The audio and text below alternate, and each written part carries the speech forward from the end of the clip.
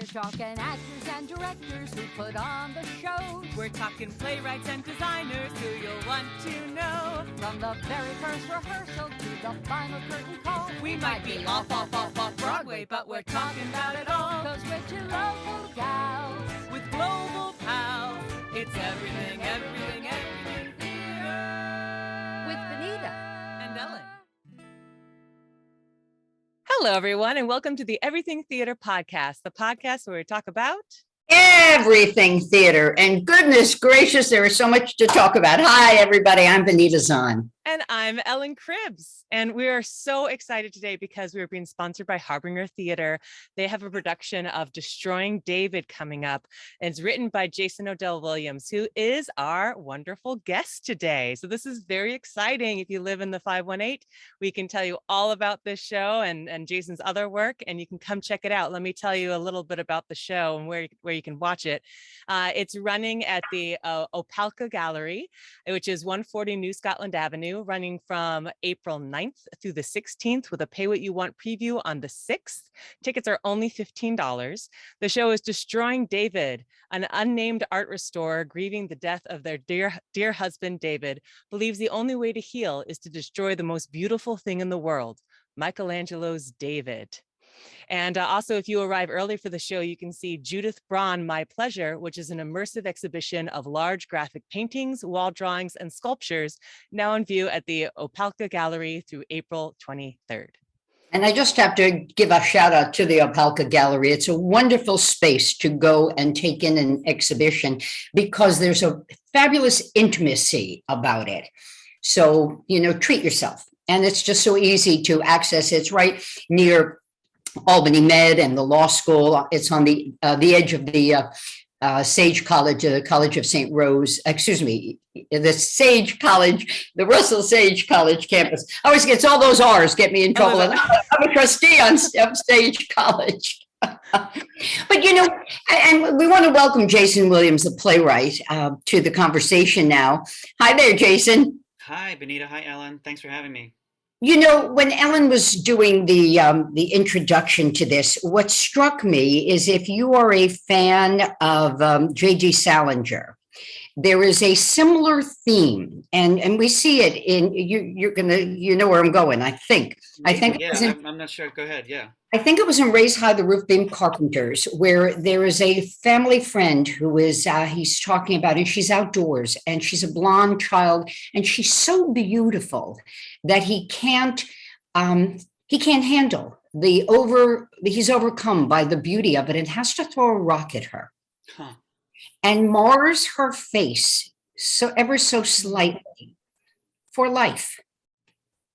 So what is it at the essence, Jason, of our compunction to destroy that which is so beautiful, that art, that which speaks to our hearts? So I don't know. I don't know what it is about human nature. I know there is a tendency for people to, when things are going well, to sort of self-sabotage, right? If other people are doing well, they want to bring them down because misery loves company. I mean, that's a cliche for a reason. For this play in particular, I was just exploring the idea. The play came to me actually sort of reverse engineered. It was an article about the David, which is in danger of crumbling, right? He has these sort of fine cracks in his ankles. They've been there for 500 plus years, and they're just sort of slowly wearing away over time. And that was interesting to me. And then I figured out a way to make a character who would be there, who would be an art restorer, who would be sort of up close and personal watching this as they're trying to, save this statue or repair it. And I thought, well, what if this person was going through a loss of their own? And if they were grieving something, would they go so far as to then destroy this thing which has meant so much to them, this beautiful work of art? I don't know what's at it, but it is some sort of human quality. I know J.D. Salinger. I don't know that book as well as his others, but it's a theme I think throughout lots of literature where people want, when things are so overwhelmingly beautiful, they don't know how to handle it and they want to get rid of it, or they just, like I said, misery loves company. If they can be if they're sad, they want everyone around them to be sad, so they don't feel so bad. And that's one I of was the out- themes. Yeah, Yeah. I was out for a run this morning before we sat down to do this interview. And the conversation was, the essence of art, because that is at the essence of your play, which is beautifully written, by the way. And Thank you. it's just a lovely piece. And at this time in our society, I'm going to make a political statement. We need to go out on a limb and support art because it's under attack. So in some ways, your play is a metaphor for all of that. Yeah, it might be. I mean, I know, theme is a tricky thing because I don't write with a theme in mind. You write story and then the theme emerges, but it was also a play written during the pandemic. It was the second year of the pandemic. It had been a year, and a friend of ours was going out of town, and they said, can you come house sit and water our plants? They have this really nice house up in Connecticut, and it was just an excuse to get out, and they have a really beautiful house, kind of very quiet nature. You wake up in the morning, you don't hear anything, as opposed to where we live in New York, and it's just, you're surrounded all the time, there's noise. And to be able to get that sort of breath of fresh air, literally, and see nature again, which is sort of the first work of art ever created, right? To be around that again kind of, took the sort of the blinders off. And this idea that had been cooking for such a long time, as we were coming out of the pandemic, I'd had this sort of notion of kind of what's the point of any of it, anymore? Like, theaters were closed. It just all seemed, depressing and sad and pointless. But then getting this sort of new look and seeing how, nature is totally resilient, and, the trees and the deer out there, they don't care what's going on. They're just going through time. And so I thought there was something about this sort of, I don't know, art, the resilienceness of art, and the fact that this statue's been around for 500 plus years, and all manner of things have tried to destroy it. People have tried to take it down, and there's been floods and earthquakes and all these things, and it's just kind of survived and thrived. And I don't know, all of that kind of popped into my brain in the middle of the pandemic, and sort of this burst of creativity came out, and I wrote a very short, sort of 17-page version of the play, one-person show. And I was like, I don't know, is this something? I had my wife read it just out on the porch one day, and we were both like, yeah, I think there's something here. It's kind of interesting and strange and beautiful and unlike anything I'd ever written before. And so I just kind of kept working on it since then. But that's where it came from, was this idea in the middle of the pandemic of what is the purpose of any of this? And then I sort of was like, oh no, there's a big purpose. Art is wildly important. I think it's the one thing that can make people change their minds about anything. That's the sort of reason why I write plays in the first place. It's because you have to come in a theater and experience it all together at the same time, and you have to shut up, right? You have to just like listen for 90 minutes to 2 hours. You can't yell at each other like you do on CNN or Fox or MSNBC. You have to listen for 90 minutes and sort of listen to the people around you as they sort of take it in, and it can, move you in a way that I don't think a lecture or politics can. So I think, like, I don't know how political your statement is. I think it's very sort of obvious and true. Art is important. It's under attack, that's true in certain places, but like the David, I think it always survives. It always finds a way to keep going. Theater in general, everyone declares the death of theater once in a while, and they thought the pandemic was going to kill it, and it didn't. It's slowly coming back, and I've been to live theater here in New York on Broadway, and it's remarkable how appreciative the audiences are to be in those rooms again, to be able to clap and applaud and laugh and cheer all at once. It's really great. So it's the power of art. Yeah, the power of art, and its resilience, and its power to heal, because ultimately that's kind of what this play is about, right? How art helps this guy heal, this person heal, even though you have to stay to the end. Well, yeah, even though you can't walk out in between. Yeah. Even though he thinks maybe he needs to do something else to heal, ultimately art has the power to do that, I think. Jason, how did you connect with the Harbinger Theater? I'm sorry, Ellen. That's okay. We're in different states right now. So Patrick did Church and State, one of my other plays, and had reached out and just really connected online, Facebook and emails and stuff, and then when I wrote this, there were just a few people that, when you write something new, and the play is still a work in progress, but when you write something new, you kind of just want to show it to a few people and say, hey, what do you think of this? And I knew he was starting a new theater too. He had mentioned that Church and State, I think, was done somewhere else, but in the Albany region. But then he started Harbinger Theater, and he told me about it, and he's like, we're looking for new stuff. And so I kind of knew that he was looking for things, and I just shot in the dark, said, hey, here's a new play I'm working on. It could work over Zoom, it could work live, and I know some people were doing that, and is this interesting to you? And he said yes, and then it just sort of went from there. What's really neat is that Patrick White and Chris Foster are the two performers in it for our local listeners. So the two of them on stage together is going to be very exciting because we haven't seen the two of them together on stage in quite a while. But my question I had about Destroying David is that the first thing that grabbed me reading it was the very first thing you see is that the main character's name is you. There's no name to the character. Can you tell us a little bit about that device of playwriting, of why you named the character you? Well, it again, it wasn't, intentional from the outset. It comes sort of over time. And when I start writing anything, it's a vague idea in your head for a very long time, and you just kind of think about it as you're walking, as you're running, as you're brushing your teeth in the shower. It's just this sort of thing in the back of your head. And I've had probably a collection of maybe like a half a page of notes on a document, and then you just start hearing sort of snatches of dialogue, and you start writing them down. And so I'm writing them down, and I haven't named the person yet. I'm just writing, well, they'll say this here, they'll say this here, they'll say this here. And I didn't know if it was a man or a woman. I didn't know how old they were. It just wasn't, that part wasn't coming to me. Sometimes it does, sometimes it doesn't. And you sort of just have to let it happen.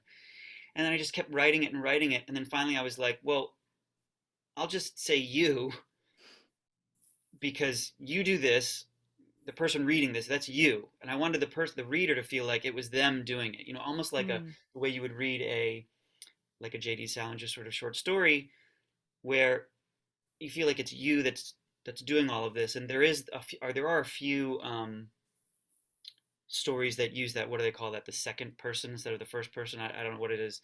And it feels active in a different way. And then I just kept sticking with it. And I thought, oh, well, this is interesting. And then I really tried to decide, well, is it a man or a woman? How old are they? And then I thought, well, let people decide, let theaters decide. I mean, especially in this kind of new age of sort of an awareness of more diverse casting needed in theater. And I know what it's like for regional theaters. They don't have, a million actors to choose from. It's not New York City, but maybe they've got that one great legendary actor that's done a ton of stuff, and they want them to do this show. And it might be an older man, it might be an older woman. They might be white, black, Indian American, Latino, whatever. But that's their person that they think is the best actor in town. That's the person that should do the part. Regardless of me saying, well, no, this has to be a white man in their 30s. So, Jason, let me jump in. Isn't that subjective also?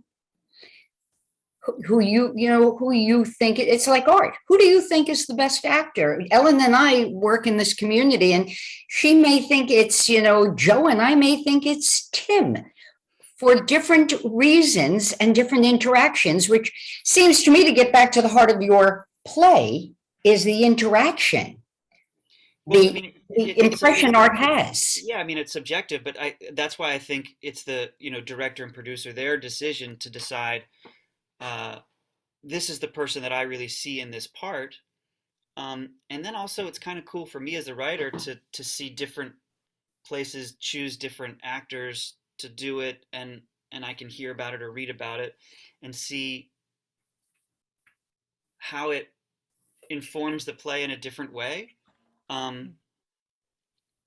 sometimes it really matters. Like for Church and State, the lead character had to be a man from the South, from North Carolina, a senator, a religious man, and that's just kind of what it had to be. Play Handle with Care. It had to be an Israeli woman who speaks Hebrew. That's what the play. That's just sort of how it was written. But this one, I didn't want to put those sort of shackles on it because, like you said, I want to leave it open to interpretation. It's a little bit like the audience themselves and obviously the directors and producers can decide what they want that sort of piece of art to look like, with a few less restrictions. So that's why I just kind of left it open. And it's not something I normally do, but it just kind of fit for this play, and I just kind of stuck with it. And maybe it's because, Benita and I are both performers as well. And as a performer reading it, the universality, that's not a word, the universal nature Yeah. of this play about the importance of art and how the grieving process works, which many of us have been affected by. It really connected to me reading it. Like I was putting myself in that position because every time it said you, it Right. felt like, yeah, me as I'm reading it. Mhm. Yeah, and that's the idea, is that you would see yourself in it, and maybe that's what Patrick did. He read it and he saw himself in it and put himself in it, which is great. But a theater in out in the Seattle area did a Zoom reading of it not too long ago, and the artistic director read it and he said, I have the perfect guy. And it was an African American actor who they had used in other things but hadn't been able to use a lot because there just wasn't the right part for him. He's a really great actor in the area, and they were just like, he's the guy, no questions asked. And that was really cool. When the first time I heard it, it was my wife reading it, and so I have her in my head all the time. And so I think that's cool to let other people take on this piece and interpret it themselves. And have you been to Florence to see the David? Yeah, so I was 18, I guess. It was probably, I guess I just graduated high school. I went with my girlfriend at the time. Her family, her father lived there, and she would spend summers there. He lived in Genoa. And so we went for like 3 weeks, and on the weekends, sort of long weekends when he was not working, we would sort of travel around. We didn't do a lot. We went to Venice and we went to Florence, and that was it. And when we went to Florence, we were there for 2 or 3 days. And the David is actually not in Florence proper. It's not in the center. It's about 20-minute sort of train ride outside of the city. And I thought, oh, we're going to go see it. And they said, oh no, we don't have time. We're going to go back to Genoa. And I was like, I don't want to come all the way to Italy and not see it. So I said to my girlfriend, I was like, let's just stay in like a crummy youth hostel and we'll go. And that's what we did. We stayed in a crummy youth hostel. We got up really early the next morning. We went, and it was remarkable. I mean, I just remember, kind of like the character says, like I would have spent the whole day there if I could. And you come around the corner and you see this, it's sort of lined with these sort of unfinished statues. And then at the end of the hallway is this remarkable piece. And I don't know, it just really spoke to me, and it was really something that kind of stuck with me for a very long time. And seeing it at such a young age, I mean, I'd been to museums before, but that was the first big, masterpiece I'd ever seen. Since then, I'd seen other things like the Mona Lisa, which is wildly underwhelming. And I'd say probably the other one that really struck me was The Last Supper, which was, a fresco on sort of, when these things are so big and they're so grand, that's kind of what really hits you. So it's always been one of these things that I think is around. Tactile. There's when you see the David, Yeah. you almost can feel it. Yeah. It's as smooth as the stone is.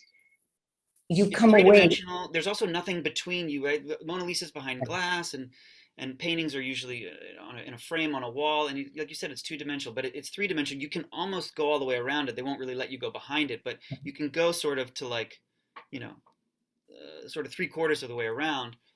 And it's also not that crowded. At least it wasn't when I went in 1992 or 3, whatever it was. And you can kind of just stick around and see it as much as you want. And I wonder if it's so easily access now, because didn't someone, and I don't remember how many years ago now, come at it with a right hammer? They hit the hit with a hammer. They Right. did. I think maybe it's an Italian thing versus a French thing where they put the Mona Lisa behind glass and very hard to get to.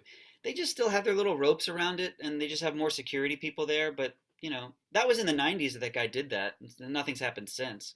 Yeah.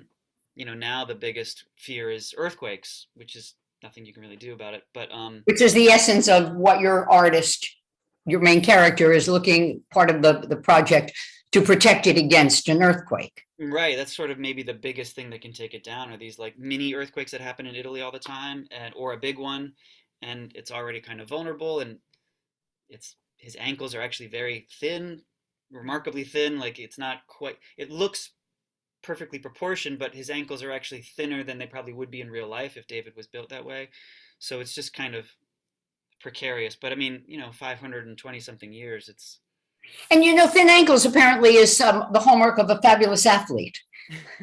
yes, probably, and I'm sure he knew that as a sort of someone who studied anatomy. He knew that he wanted him to obviously have an athletic frame. But yeah, so no, I have seen it in person, and I mean, that's 30 years ago, and I still think about it. I can picture it in my head just like that. The Mona Lisa, my memory of seeing it is literally the people around it. I don't even remember what the painting looked like. Yeah. I remember the room, but I don't remember what the thing looked like. Where Ellen and I are, yeah. Yeah. You get to it and you go, it's so small. So small. It's just also the hype of it. That was the other thing, that's the thing too. When something is hyped up, rarely does it live up to the hype, and the David had been hyped up in my mind, and I was like, well, what's a statue? How cool could it be? And it's just remarkable. I want to go back to something I started with, but I still think it undergirds your play, is the health of art right now.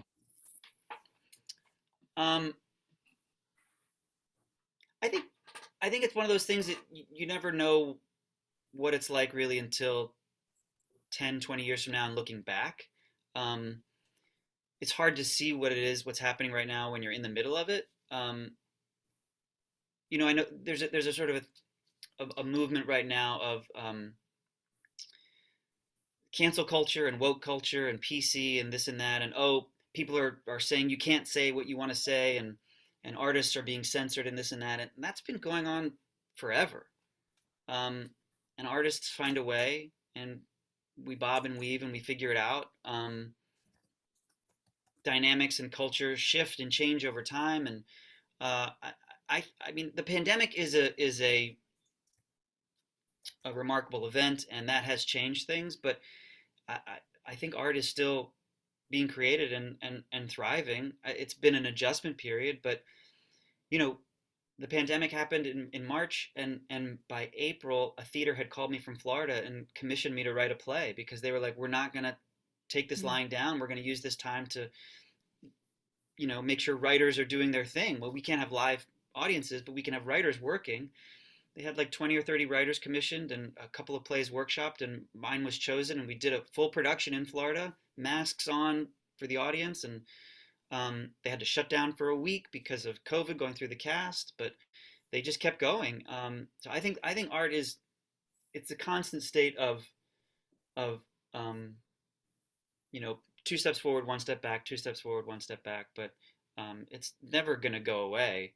It's the thing that we, cavemen told stories and painted on walls because they didn't know what else to do. They had to get it out somehow. So we all have a creative itch that we want to scratch as either artists or audience members. And we're consuming it in different ways now, right, with streaming and all of that. But I do know that live theater will always thrive, and there will always be a place for live theater, because it's you can't get that on your computer or your TV or on a movie screen. The audience part of that and the live aspect. That's again why maybe the David is so remarkable, because it's almost like a person in the room with you. It is like a live theater experience. Now, before we get to our quick close-up segment at the end, for a lot of our listeners, especially during the pandemic, there was a lot of writing happening. People took the time to sit back and said, I'm going to finally write that play, that novel, whatever that I've been meaning to do. And so as a very accomplished award-winning playwright who's been hailed as postmodern Clifford Odets by the LA Times and the country's newest Eugene O'Neill, can you tell us a little bit through your process of playwriting, how you kind of got from just writing plays on your computer to then getting them produced and getting them out there in the world? So I was an actor. I came to New York to be an actor. I went to grad school. It's where I met my wife, Charlotte Cohn, an actress and a director and a producer now. But we were actors, and I kind of burned out on it. I did a bunch of regional theater, and I did a couple of really great things, and I sort of saw that maybe that was kind of going to be the sort of the height of my acting career, and there was just something that wasn't fulfilling about it. And so I turned to my wife and I said, I want to write a play. I don't think it's rocket science. I mean, I was totally arrogant and naive at the same time, which is a good combination, I think, to be ignorant and stupid, but also confident. And I said, I'll just write a play and we'll find some people. We know lots of actors and we'll do it. And I did that in 2008. I started writing a play. I wrote it for her in mind. That's the one I talked about, Handle with Care, which is an Israeli woman at the center of it. My wife is Danish and Israeli, and she speaks those languages and Hebrew. And so I wrote a play kind of centered around her, and then we just gave it to a bunch of people to read, and a bunch of people said they don't like it, and then finally a couple people said they do. And they did a production in Ithaca, New York, and then Naples, Florida, and then Rochester, New York, and then we brought it to New York and did it off Broadway. My wife was a co-producer on it, and we just kind of did it ourselves. And that was how I started doing it. So my advice to people that want to write is, first of all, you just have to write. You have to sit, put your butt in the chair and just do it. And also finish a draft, because every first draft is going to be terrible. Like, it just will be. And the first draft of that play was horrible. But people were like, there's something here. I like these characters, and the situation is kind of interesting. You just got to kind of fix some things and make things make more sense. And that was in 2008. And then our first production was 2011. It was about 3.5 years later. And apparently that's kind of fast, actually. And the next one, it was about a 4 or 5 year turnaround. And that's kind of the nature of it. So my process is let the idea sort of sift and marinate in your head for a while, and then sit down and just start writing and get that first draft out as fast and messy as possible, because then only once you finish it do you know kind of maybe what you have. Maybe there's something here, like with Destroying David. It was only 17 pages and I was like, I don't know, what is this? And then you go, oh, okay, and then you can expand it and refine it, because writing is all about rewriting. But you can't start to rewrite until you get to the end. You can't just write 2 pages then make those 2 pages perfect. You have to go all the way to the end, and then you can start at the beginning. You maybe even throw out the beginning because it's not relevant anymore. So what's in the hopper? What's that? What's in the hopper?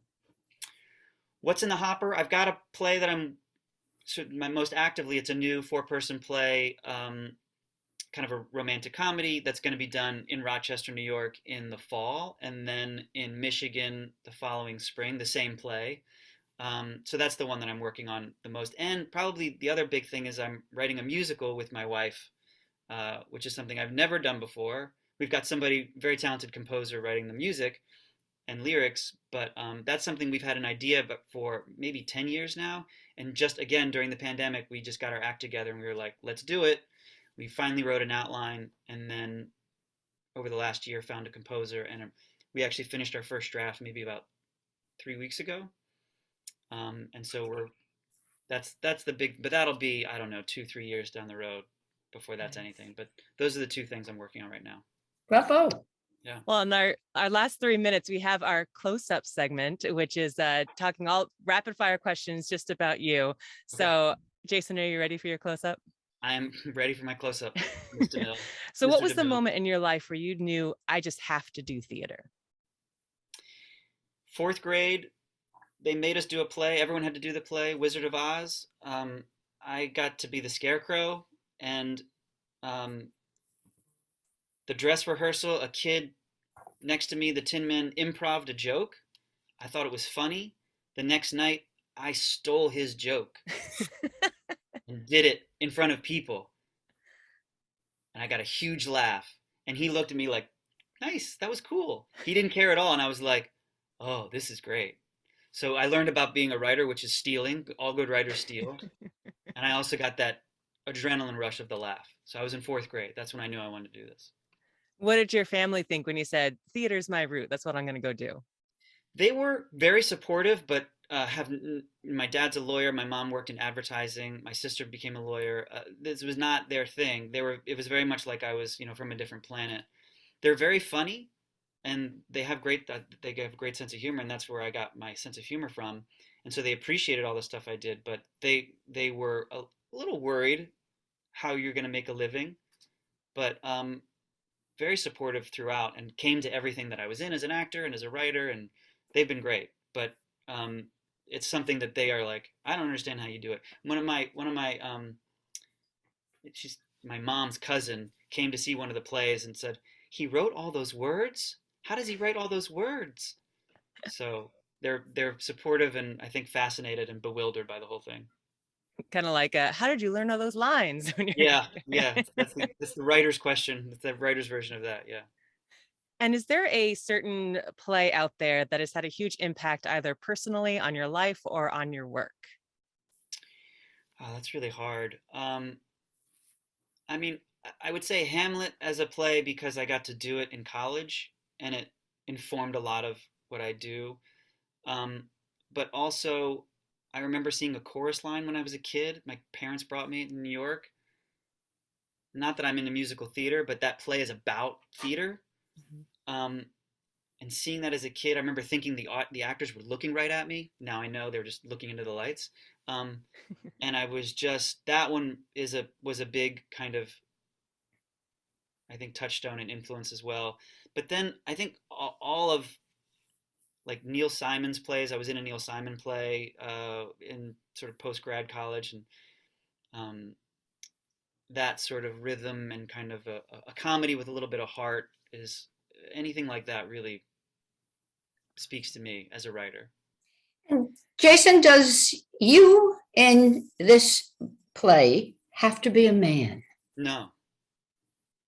I mean, my wife read it and it works beautifully that way. And also, I don't think they can be 20 years old. They have to have some lived experience, but they can be, 30, 40, or 80. In my head, when I wrote it, this is why I kept it as open, because I kept hearing F. Murray Abraham and Kathleen Chafont. I don't know if you know that actress, Kathleen Chafont. She was in the original Angels in America. She was in the original production of Wit, which Emma Thompson then went on to do. Yeah. And I just kept hearing them, these sort of just articulate actors with great verbal dexterity. And I couldn't figure out who it was, and so that's why I left it open. And Ellen, before we call it we got to plug this again. Exactly. I was going to say, if you got to come see region, you got to go check out Destroying David. Again, there's a Pay What You Want preview on the 6th. So that's coming up right now. And then the play runs from the 9th through the 16th at the Opelka Theater, or Opelka Gallery, produced by Harbinger Theater with Patrick Wright and Chris Foster. And if you arrive early, you can see Judith Braun, My Pleasure, which is an exhibition at the gallery. So you want to check that out and let them know you heard about it here with the wonderful playwright Jason Odell Williams himself.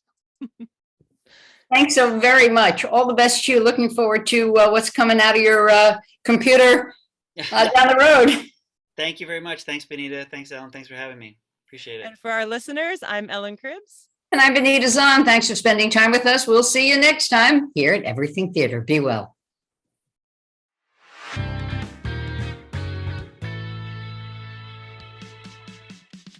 Thank you so much for listening to the Everything Theater podcast. Special thanks goes out to Alice Grinling for our photography and Justin Friello for composing our amazing theme song. Please remember to subscribe to our podcast and follow us on Facebook, Twitter, and Instagram. If you want to share your thoughts or what's going on in your theater community, you can reach out to us on social media or through our email at everythingtheaterpodcast@gmail.com. Till next time, it's everything, everything.